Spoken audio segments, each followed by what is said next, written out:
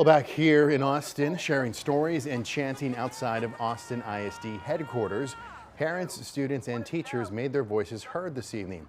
Tonight's rally comes after Austin ISD announced a draft plan that could end up closing 13 schools across Austin. 2 of those would be middle schools, 11 of them elementary schools. The plan also calls for changing school boundaries. I'm sad. It's hard. It's hard to go through such a bad thing. I go forever. I feel sad and I don't want it to close down because I feel safe here and I like it here. Now we had this graphic showing all of the schools that could close under the plan. You can see they're scattered across the city.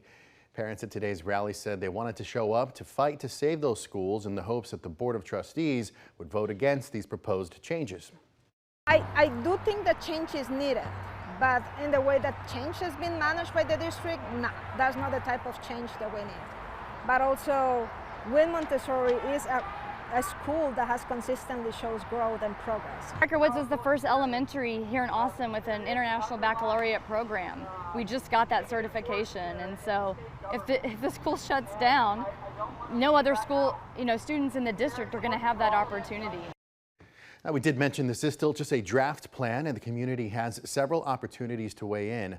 But tonight, our Nabil Ramadna is taking a closer look at the 2022 bond and how the consolidation plans could impact the will of the voters.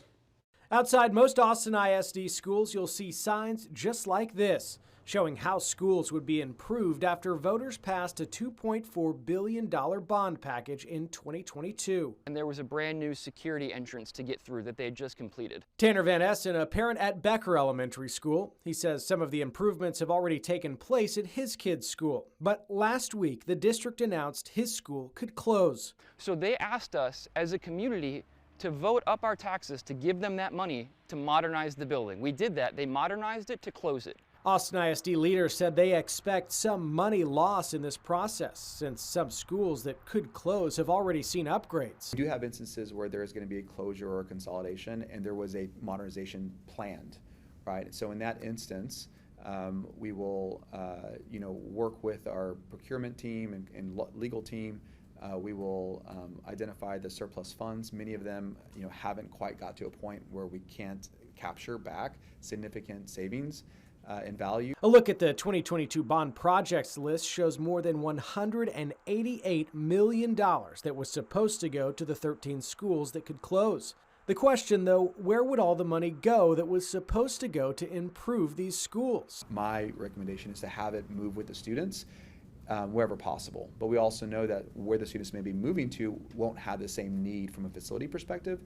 And in that case, we would find alternative solutions to meet the needs of our overall system.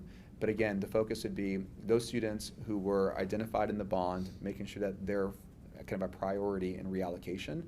Based on the need of facility, if there's a surplus after that, then it would go to ultimately our board. Nabil Ramadna, KXAN News. And AISD says the money from that 2022 bond that was set aside to fix or rebuild a school is not lost if the school closes, though the bond is currently over budget because of rising construction costs and inflation. So if the